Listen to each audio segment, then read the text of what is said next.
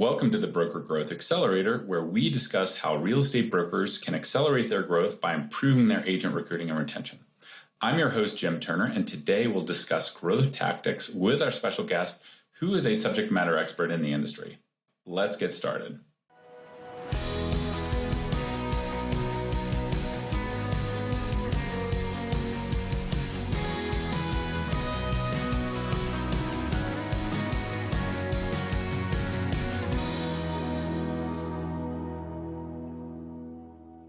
Hi, my name is Jim Turner. I'm the CEO and co-founder of Brokerkit, and I'll be your host today. Today on this show, we're really excited to have Paul Uckstrom, who is a Realty One Group broker owner and coach up in Minnesota. Paul, welcome to the Broker Growth Accelerator. Great. Thanks, Jim. Glad to be here. Okay, let's maybe just start out with a little bit of background. So how long you been in the business? How did you get into real estate? How did you become a broker owner and then kind of move on to coaching? Sure, absolutely. I've been in the industry, got in late 2006, so just going on in my 18th year in real estate. I spent actually 20 years in the automotive industry before that, and always working for the man, I used to say, and I always wanted to work for myself. And finally took the leap 18 years ago and started my real estate business. Late 06, early 07, just as everything was crashing around us, especially after that I just had a meeting with all my agents about the NAR lawsuit settlement. And so it prepared me in starting in that type of a market, prepared me for going through the shifts and threats and everything we're going through in our world today. But I was an individual agent, started leveraging myself and created a team in around 2010. And late 2017, I was approached by Realty One Group to see if I'd be interested in purchasing a franchise. And it was perfect timing because the brokerage I was with, I had kind of wore up my welcome with and decided I wasn't going to the next level that I wanted to go to underneath their direction. And I really wanted bricks and mortar. I'm getting to an age where, if something happens to me, I wanted to leave something for my family, be able to have something of value for my wife, and kids and stuff. But yeah, I met with Realty One Group 2017, was approved for my franchise December 23rd, 2017. And we actually yesterday, 6 years ago yesterday, we were officially Realty One Group franchise. May 2018 is when we officially opened up our office. We started with staff of about 4 and 6 agents when we opened up our doors.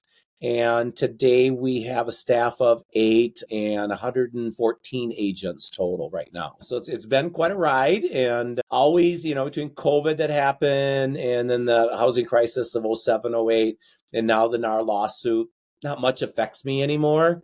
Anything that happens like this, I always look at as where's the opportunities? Where can we excel? Was really, really interested in hearing this from my agents today. They've been talking to a lot of their friends at other brokerages, and it's radio silent at the other big brokerages that these agents are at. They have not had any communication from their broker on what about happening with the lawsuit. Are they protected? Aren't they protected?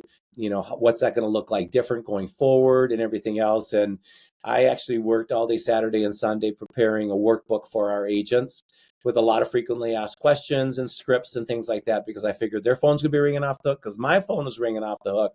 Mm-hmm. And how could I better prepare them to be addressing with what the real story is, not what the media is saying out there right now in our lawsuit settlement, and better prepare them so that they're able to handle those questions.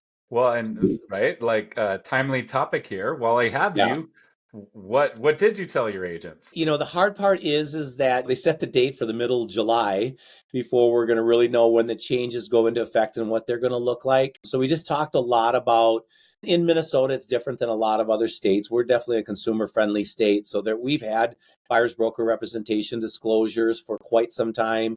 They do allow dual agency in the state of Minnesota. We've been a little more insulated than some of the other states that, may not have sub-agency position for buyers and stuff like that. So we talked a lot about what will it look like going forward and how will we address it? How can we train the agents best? The biggest thing is we came away with 4 different quadrants: marketing, education, tools, just a number of different areas. So we're identifying exactly how are we going to train the agents to be ready for this. My goal is to have them running by the middle of July. So as a lot of the other brokers and a lot of their agents are just finally addressing the situation and training on it. We're already in full-blown lead generation mode, value proposition, creating a menu of services, creating our unique selling positions, different things like that we'll be working on, scripting, role playing, all that kind of stuff that we're going to be working with our agents. The agents were so happy. One of our agents has a Tuesday morning get together with a group of about 16 agents from all different brokerages. And in talking with them, our lawsuit was the number one subject yesterday. The agents that are at other brokerages, there's like, what do you mean you got a handbook on this? What do you mean you have a representation disclosure? What do you mean your broker sent you out a video already? And our agents are like, well, yeah, doesn't your broker? And they're like, no. And one of the agents said, I finally went to my broker and said, are you going to do something about this? Are you going to address this? And he goes, well, yeah, I'm working on it, is what it was. So they are very appreciative that we took a very proactive approach on it. And they know that they're in good hands. And I'll walk the path with them as we're going through the changes going forward. Sure. Good. Okay. Well, thanks for the timely update there for the folks that are curious. Of course, if they're listening to this much later, that might be very dated, but this is for the listeners, our lawsuit was settled. So a big topic. Let's kind of pivot maybe to focus on the talent funnel. As you know, Paul, at Brokerkit, we're super focused on that talent funnel. We believe all brokerages, like all businesses, really have two primary funnels, the sales funnel and the talent funnel. We find that most brokerages are super focused on that sales funnel, and it makes sense because they came up through sales, a little less so on the talent funnel.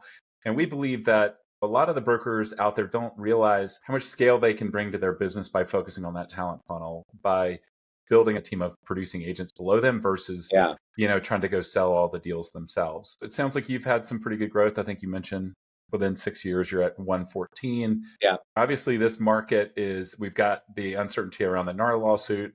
Obviously, interest rates are up, listings are down. Where do you want to be at the end of the year? What are your goals? What are you looking to do in terms of growth this year? My goal for the end of the year is 136 agents. My goal is always to net 2 agents a month minimum, and then our higher recruiting months is to net 3 each month.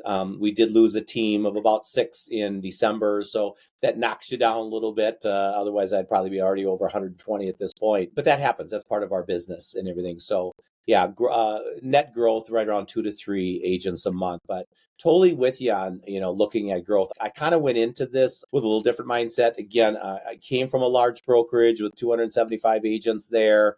I was with that brokerage and saw them grow, from, I think it was 60, 70 agents when I started.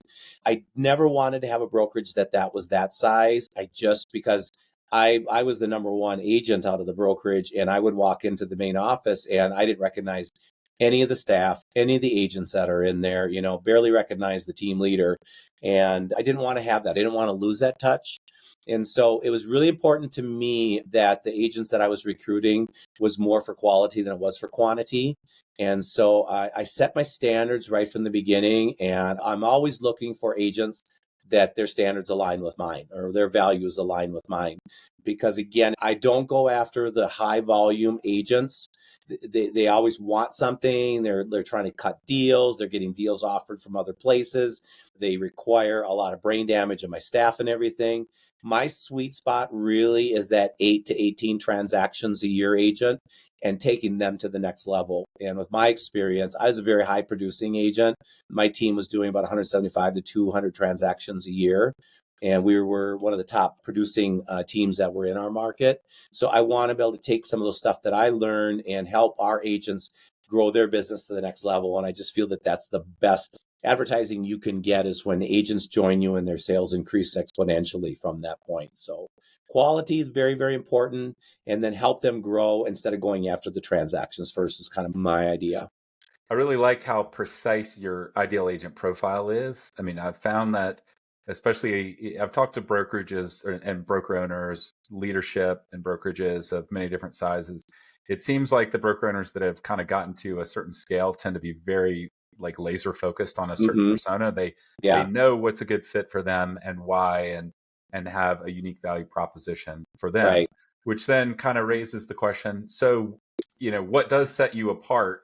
What have you done within your brokerage to kind of build a value proposition that's an ideal fit for those people? And I guess it's partly Realty One Group too. Within How does Realty One Group differentiate, and then how do you differentiate? I know Realty One Group has been out of the franchises fairly fast growing relative to others.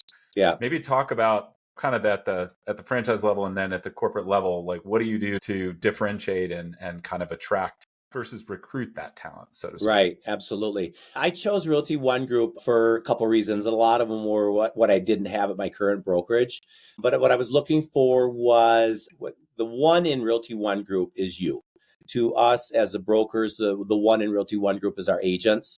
And to our agents, the one is their clients. To Realty One Group, the one is me and my agents. And so it's about everybody but ourselves, where the previous brokerage I was at, it was all about the founder. And everything always was about the founder. And I wasn't looking for that. I was looking for something different on that end of it. So Realty One Group was offering their marketing and branding is very edgy, very contemporary, very cutting edge. And I really, really enjoyed that. It was, we're a 100% commission-based company. Agents get 100% of the commission, just pay us a transaction fees. Me and my team, when we joined, we all got a raise when we joined because we were paying a high split at the other brokerage. So that's a little different. That's kind of why, in a nutshell, I chose Realty One Group. The best decision that I had made was joining with them. They've been great to grow with. When I joined, there was 87 offices total, and today we just broke 500. So in 6 years, we've grown tremendously. In terms of growing my brokerage, one of the things I did, the first thing, talk about unique value proposition. So my big why is to help my agents and staff achieve their dreams. Because if I'm successful in them achieving their dreams, my dreams are realized along the journey. So number one is I set a goal out there that any decision that I was going to make, I could always go back to my big why, and that would be my governing body to make sure if I was going to go this way at a why or this way, I go back to take a look at what my big why is, and then it would tell me which direction to go. So I identified that right away. What we've done this past year that's been really, really successful is identifying our core values. And it's all part of the value proposition. But a core values is, community, we call it culture, which is cool culture. So it's identifying 8 different core values. And the message I'm doing for recruiting now is to the other agents that I'm recruiting to. And we got about 5,000 agents we recruit to in our database. There's 20,900 agents total in the state of Minnesota. We're duly licensed Minnesota, Wisconsin. We also have another office in northwestern Wisconsin, kind of a lake country town, about 20,000 people.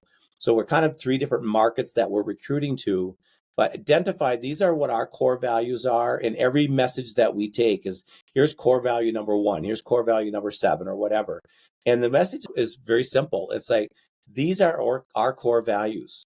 Do these core values align with you? ? If they do, let's chat. If they don't, we wish you the best, because I'm not interested in bringing somebody on that doesn't put the client first. I'm not interested in somebody that's going to come in that's going to be entirely about the commission. My rules from the beginning is you can never make it about the commission.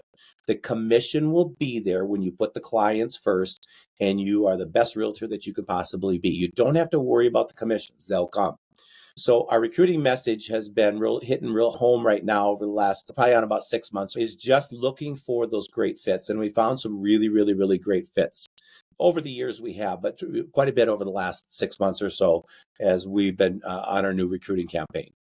How do you kind of, in your discussions, deduce whether they are a good fit for those core values? Number one thing that we do is co-agents that we're having a transaction with. So the agents, if you're having a really good transaction with another agent, just reach out to them and say, listen, I'm going to have Jackie reach out to you and just tell you a little bit more about our company.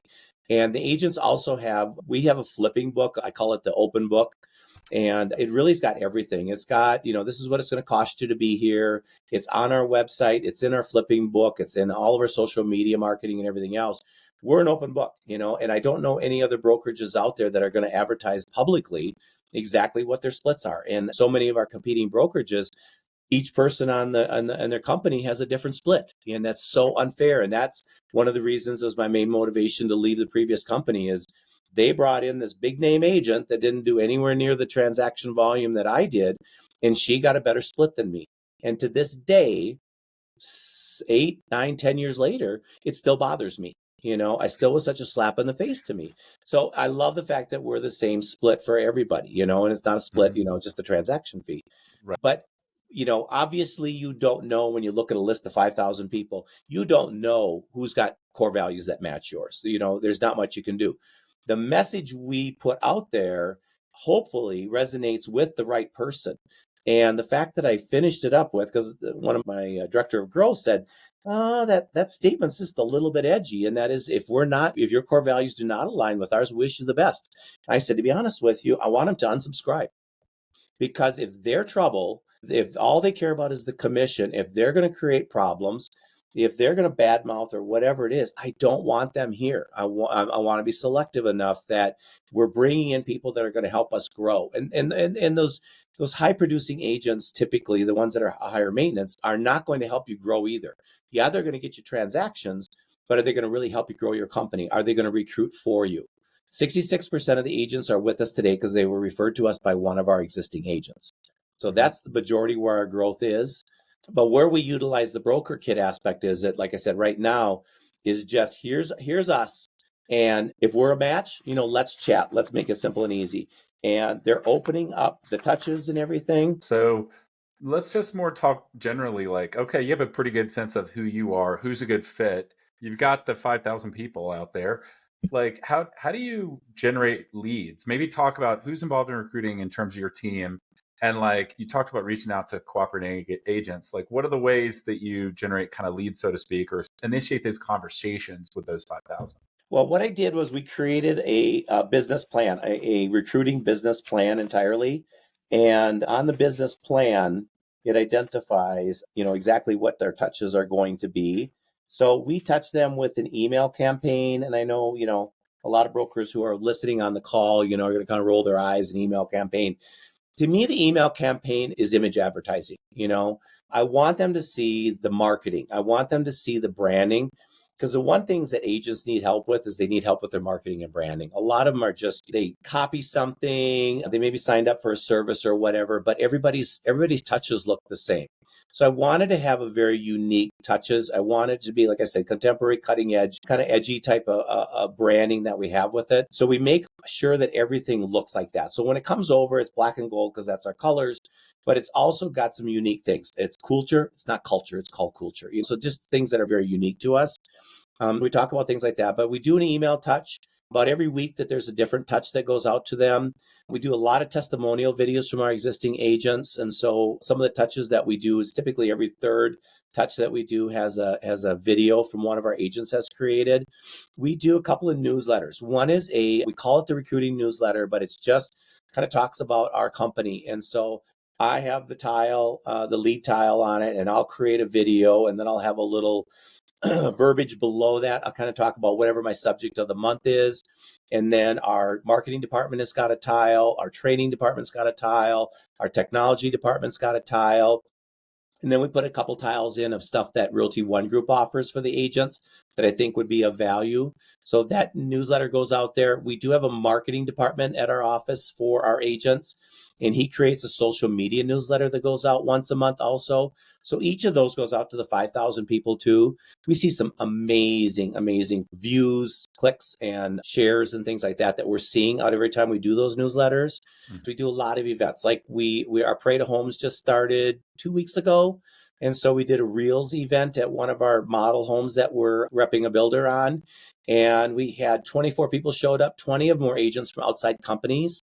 And our marketing coordinator showed them how to build Reels. So the agents were instructed to go out, create pictures, create videos and everything while you're there. Then he showed them how to add in all the text message and music and, segue from one video or picture to another and things like that. And then for the next 2 weeks, everybody was tasked to go back on their own and create the ultimate reel. And then yesterday, we held a little party at the office and everybody got to present their reel, and we had prizes to the top 3. So we had a little panel of judges who rated them and stuff like that. And it was so much fun. And we did sign a new agent out of yesterday that were here. So that was pretty cool. We did a marketing event where we had 6 different speakers up there. So we had somebody that's just killing it on YouTube. We had somebody that's killing it on their digital profiles, other ones that are doing a great job at Instagram. So just 6 different categories. And then we had speakers, and a lot of the speakers were from outside companies. We had 97 people to show up to that. I think that one was in November, and we signed 3 agents out of that event and still talking with other agents that are there. So it's really a series of image advertising, indoor advertising. I don't know if we got it in every single market, but you go into restrooms, you're going to see billboards and digital ads in restrooms.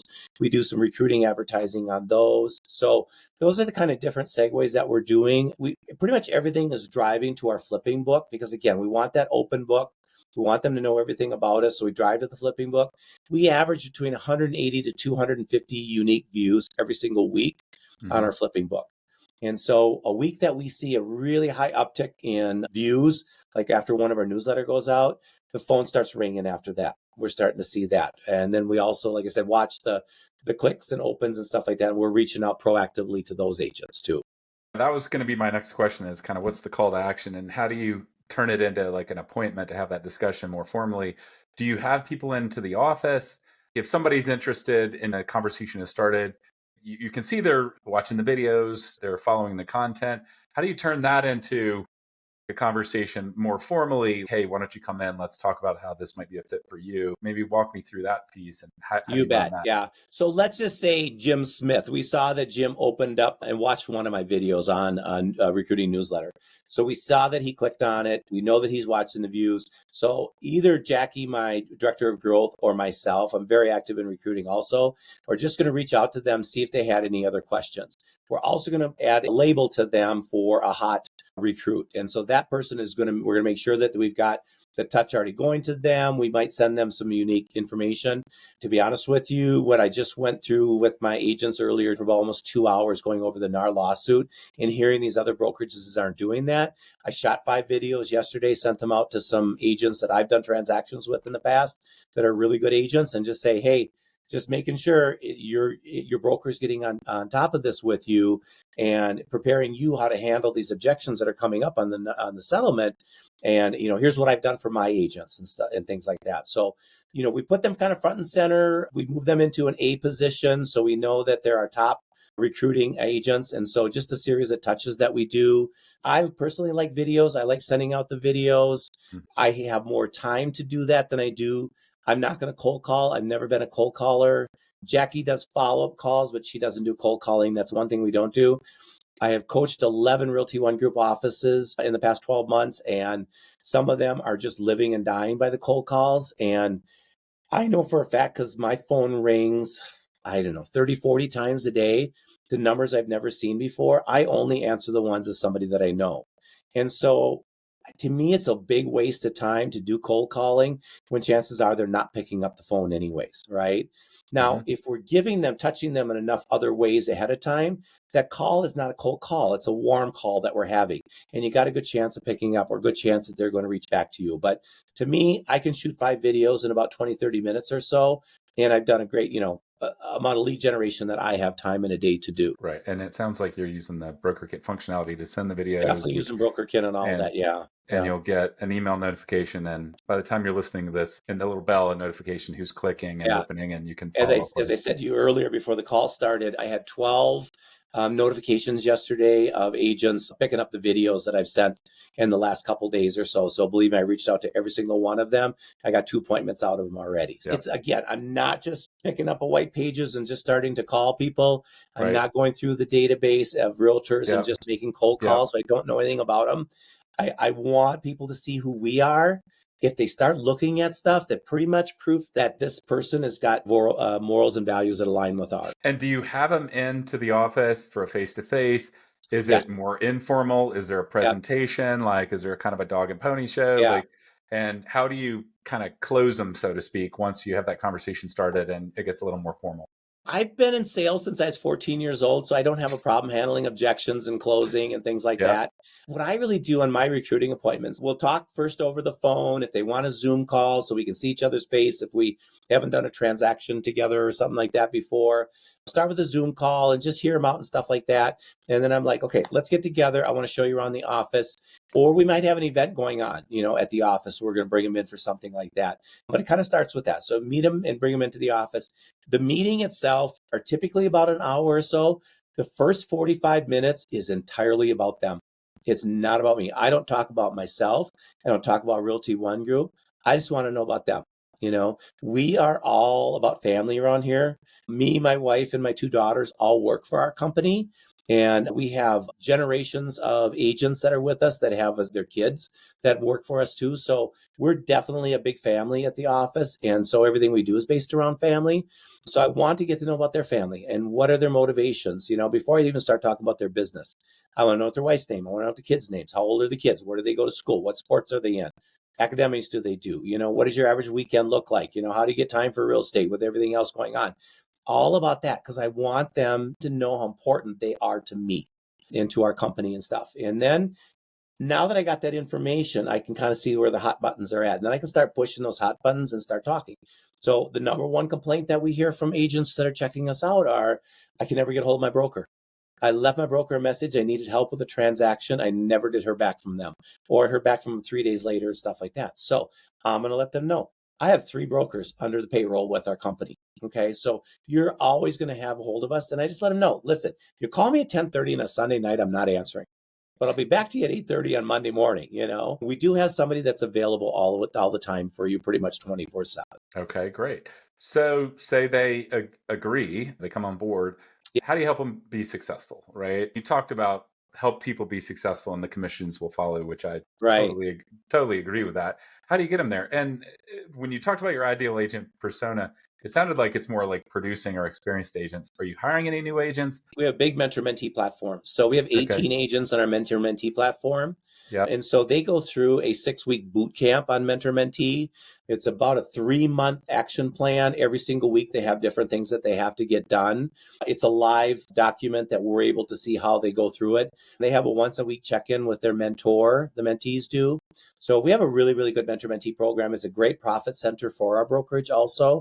And so we basically, what we make on the mentees is 2.5 times what we make on a non-mentee. Now, the non-mentee, of course, is doing 6 times the volume, but on a per transaction basis, we make about 2.5 times because we take a percentage cut of their transaction that we split with the mentor. We definitely go after new agents also, but yeah, definitely have a lot of experienced agents. I know you asked me a question about, when I'm sitting there on a recruiting meeting with them, I'm not trying to close them. I want them to close themselves. So one of the things that I do, if I find out it's financial, I have a really cool, I call it apples to apples broker comparison, and it will take down, here's their transactions, here's their GCI, here's what they paid and split to the brokerage, here's what they paid and split to corporate, here's their E&O fees, here's all their fees, and then I'll compare it to ours, and it'll show them. For example, one I just did was doing the same exact transactions as they did before. They're going to make $1,800 more a month with us. So then I'll ask them, okay, tell me, if you had $1,800 more a month, every single month coming in, what would you do with that? He goes, oh my God, I'd take a trip with my family. I go, bingo. So write that down, take a trip with your family. Okay, you probably don't need that whole entire thing because that's $1,800 a month times 12 months. What else would you do? You know what? I'd probably invest it back in my business. Okay, so let's figure out what you're going to invest back in your business. Take my wife on a trip, just the two of us, or whatever it is. We're just identifying how their life is going to change for their family if they got $1,800 more a month coming in. And then we take that and we take what additional transactions they're going to do because they're going to have a broker that's more attached to them and a great CRM and a great touch campaign and marketing and things like that.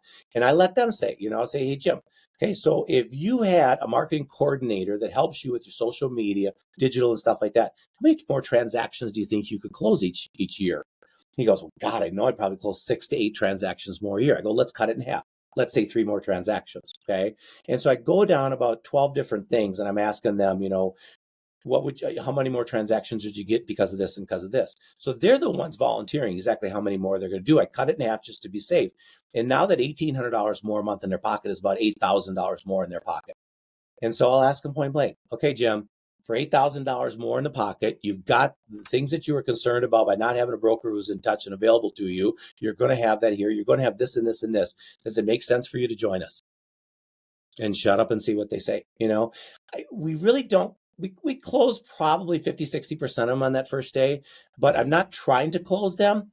I want them to try to close themselves is what they do. Right. From that point, to me, what's so important is your onboarding and orientation. because it's like your first impression at a house. When you walk up to a house, you're looking to go into a showing, and there's cobwebs everywhere, and the trees covering the front of the house, and the bushes are overgrown and everything else. Your first impression is not good. Doesn't matter how great it is inside the house. You already brought your level of value perception down. And so what we do is in that onboarding orientation, it's one-on-one. And with the amount of agents we bring in, it's a fair amount of time that we're doing that, but we're going through everything with them. So when they're walking away, they're meeting the person who cuts their checks, my wife. They're meeting the person who's agent services that's there to answer all their questions. They're meeting our title.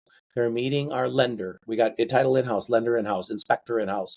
So they're meeting all these people. So we're setting up these profit centers.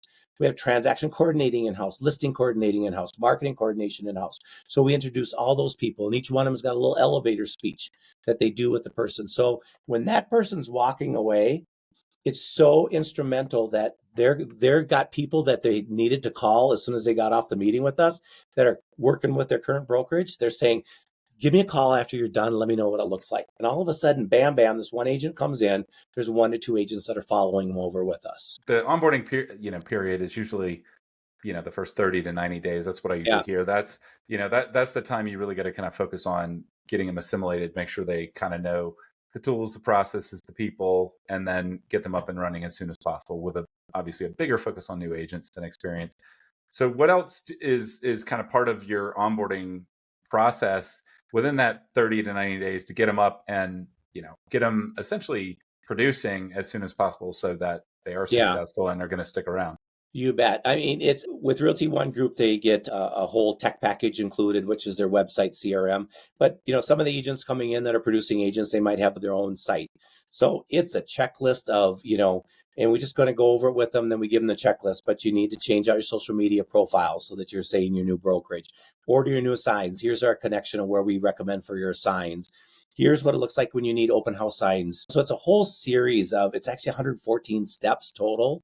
So it just kind of goes through everything. But again, it's all on this Google Doc that that we're able to see. They check the box that it's been completed and stuff. They click on the box and they'll access a URL to go to or to order their signs or to reserve a conference room for a meeting or something like that. Everything is right there. But just making everything readily available in a proactive way. And then just following it through when our director of growth is meeting with them, they can kind of go through and say, they were struggling with this. Oh, I just went back and I saw that, here's this link right here that you might have missed this. And here's where it's going to tell you that information and stuff. I also like to meet with every agent who joins us. I reach out to them with an invite. Not all of them show up, but I probably meet out with 80% of them. I want to know about their business. Where has their business been? Where's their business? What are their goals for their business? I want them to walk away from a meeting with me saying, I need to have 2 new appointments every month with sellers and 1 new appointment every month with buyers in order for me to achieve my goals. And then we're going to go through, okay, how are you going to get those appointments? The touches you're going to do to your sphere. And, maybe you're going to start a farm, maybe you're going to door knock or whatever it is. And just identify them. I just want them to walk away with a little clear vision as to what do they need to do and activities to achieve their goals.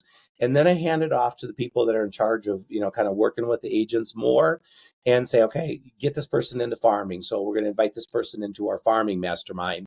If somebody wants to get into luxury, we're going to invite them into our One Lux mastermind and things like that. So, just really help them, because I remember when I switched brokerages, it was hard. It's really, really hard. And so I wanted to make it as smooth and easy as we could. That's interesting how you mentioned the masterminds. Like, maybe just take one of those. How do you run it? How does one of those work? I usually do the masterminds, and the 3rd Wednesday of the month, we do an upper level mastermind. So they have to close at least 14 transactions a month over the last 2 years in order to be invited into the upper level.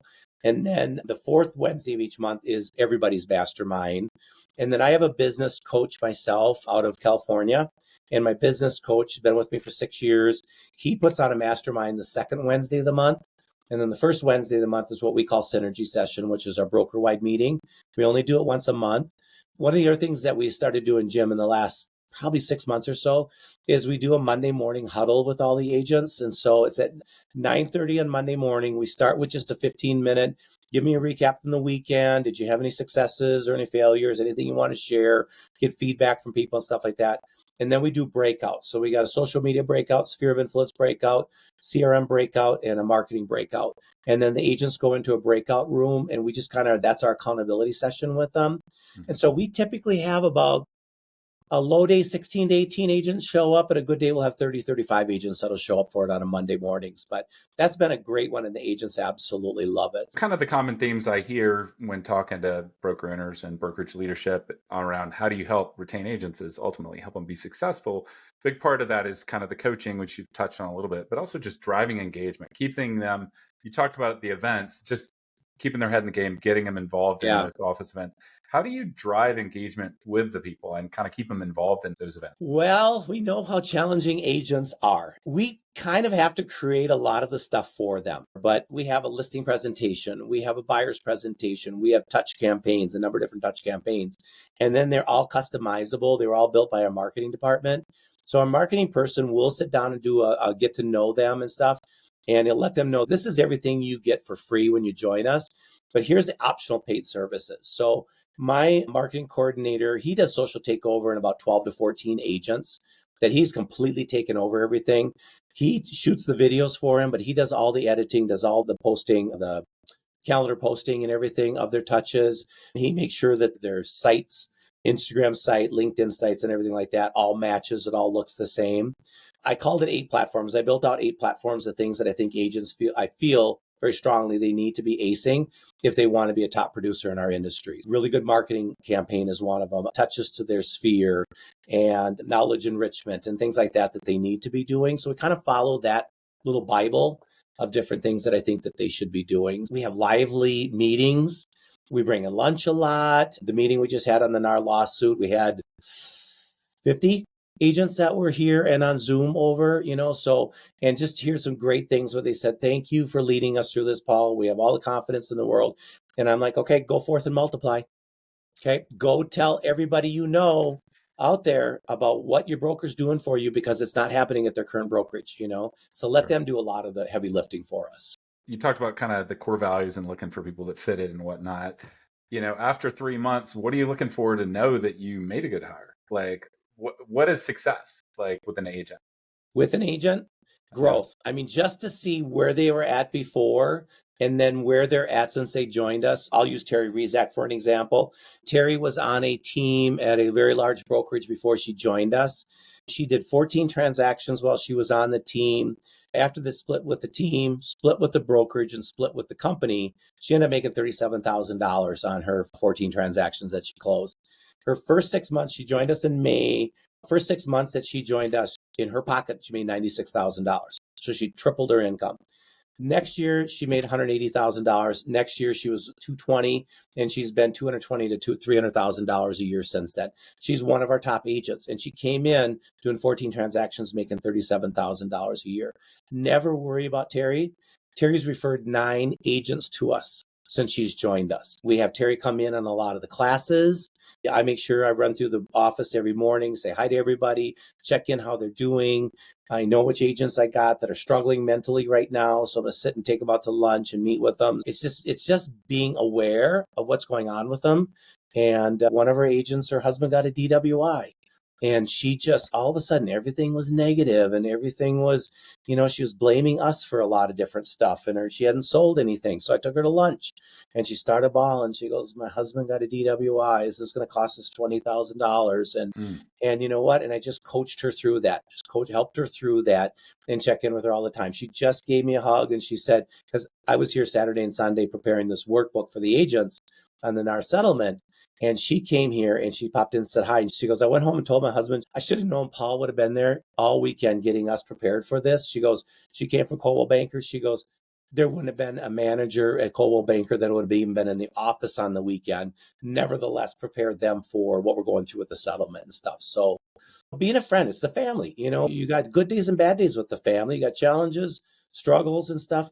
That's just that they know there. I give out a lot of hugs, a lot of hugs. So sometimes that's all they need. Well, being in Minnesota, part of that's being Minnesota nice, right? Just stay warm, yeah. So, and for those of you that haven't heard that term, that's the unique personality of a Minnesotan. Okay, and maybe a more general question. Obviously you've been in the business a long time. You've progressed. For the people that are maybe earlier in their career and want to aspire to be where you are, looking back, what are some of the things you wish you knew early on that would have gotten you to where you are sooner? How hard recruiting is. I really didn't think it was going to be this hard. And the brokers that I coach have said this exact same thing. What is the number one surprise? How hard recruiting is. I talked yesterday with a broker that I'm going to be coaching, and he got into this just within a couple months of when I did 6 years ago. He has 2 offices. He has a total of 14 agents. Hmm. Okay. How can he be at 14 agents and I'm at 114 agents? Okay. And to be honest with you, I'm not ecstatic and happy that I'm at 114 agents.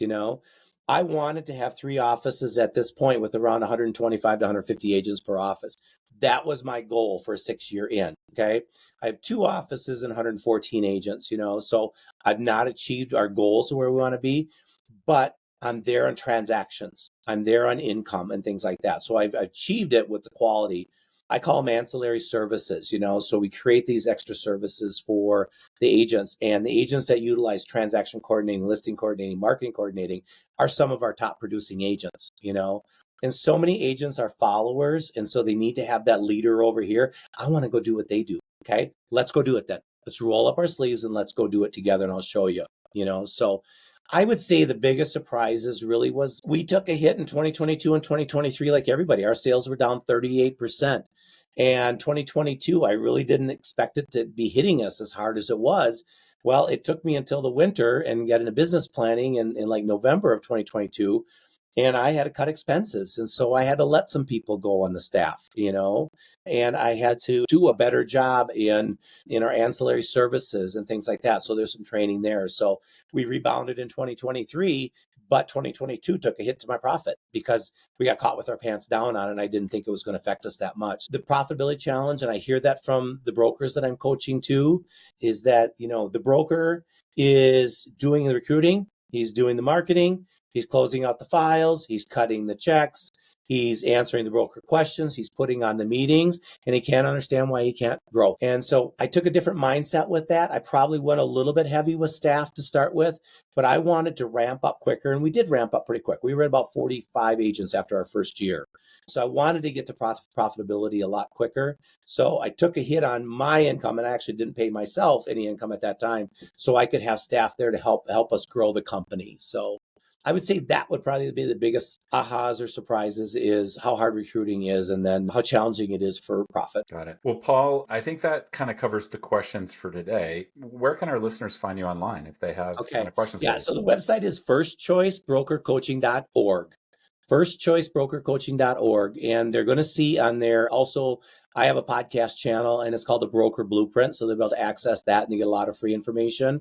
But one thing that I did do 2023, like I said, I coached 11 Realty One Group offices, and it was just too much of a time suck for me. It took time away from my agents, and I do a little bit of personal production still. So it took a lot of time away from that. And so one of the things I kept hearing from the brokers is, Paul, can you just do it for me?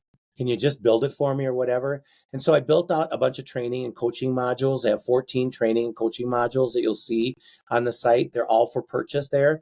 But the best thing you can see is just my calendar link is in there.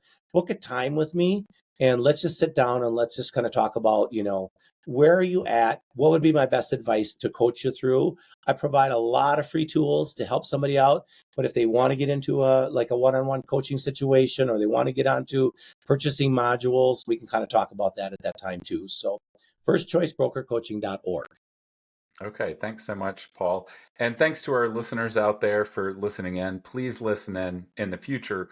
But think about some of the things that Paul said. The thing that really stuck with me is how to generate inbound interest from agent attraction without cold calling. There's a lot of people that honestly have trouble picking up the phone and making those calls. And this is a way that the folks that are maybe a little introverted can leverage their talents on the marketing side to drive that inbound interest, and those calls to be, kind of warm, so to speak, a little easier to have. Yeah. Jim didn't ask me to plug this, but I told him right at the beginning, I said, kudos to Brokerkit. I'm so glad that we switched over to Brokerkit. We had probably 3 other CRMs over the years before that. And what we've gotten with Brokerkit, what I love about it is the analytics. We're able to see and proactive, like I said, you're going to get the notification that somebody's opened up a video, right? The proactive approach we get with Brokerkit is absolutely fantastic. I love the integration with Market View Broker. So I'll tell you what, that recruiting CRM is the best investment that you can make. Thank you so much, Paul. It's a pleasure to work with you, and hopefully some of the folks will kind of think through some of the pearls of wisdom that you dropped today and think about how they can put them to work in their business right now. Thanks, Fantastic. everybody, and have a great day. Thanks, everybody. Thanks, Jim.